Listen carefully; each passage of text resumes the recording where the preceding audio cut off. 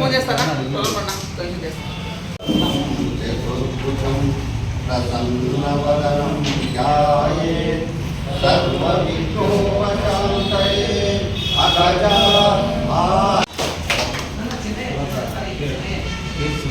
తర్వాత జిల్లా ఉప ప్రధాన కార్యదర్శిగా మొత్తం చిన్న సంజీవరాయుడు గారిని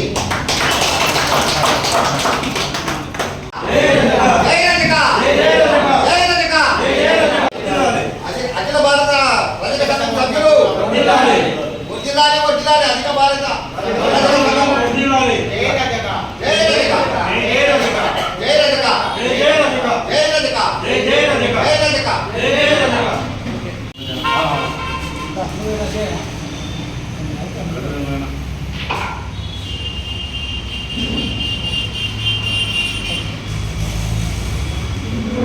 सरस्वती नमस्तुभ्यं वरदे कामरूपिणी सभा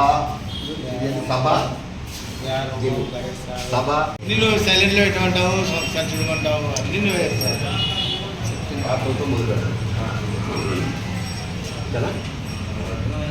బాబు ఇప్పుడు ప్రార్థన మొదలు పెట్టుకుందాము.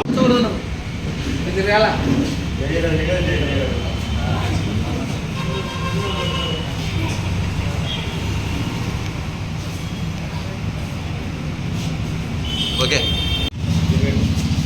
ఈనాటి కార్యక్రమానికి ఇచ్చేసిన జిల్లా అధ్యక్షులు నాగేంద్ర గారికి, ప్రధాన కార్యదర్శి కమ్మగేటి స్వామి గారికి, అన్నగారు పెద్దలు మేడం గారు బాలు గారికి, ఇక్కడికి వచ్చిన నా సోదరులకు అందరికీ నా హృదయపూర్వక నమస్కారాలు. ముఖ్యంగా మీడియా సోదరులకు. ఈ రజకులపైన దాడులు ఎందుకు జరుగుతున్నాయి, ఏం కదా అనే విషయాన్ని ఇంతవరకు ఎవరే కానీ దాన్ని పట్టించుకోలేరు. రీసెంట్గా సీను అనే వ్యక్తిని ఆలగడ్డ గ్రామంలో, ఆలగడ్డ పక్కన నింగల్లిన్న గ్రామంలో సీను అనే వ్యక్తిని అవి ఖచ్చితంగా కక్షల సాధింపుతోనే ఆ విధంగా అతన్ని చేయడం వచ్చింది.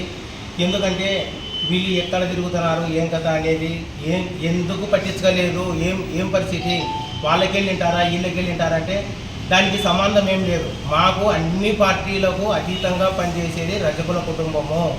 రజకులు ఇరు వర్గాలకు కావలసిన వాళ్ళు. ఈ వర్గము సాగులలో వాళ్ళకు పిండొద్దు, వాళ్ళు వీళ్ళకు పిండొద్దు అనేది ఎక్కడా లేదండి.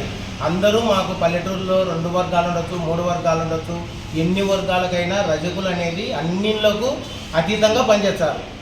ఆ విధంగా మా మీద కచ్చగట్టి ఈరోజు ఈ విధంగా చేయడం అనేది మహాదారుణం.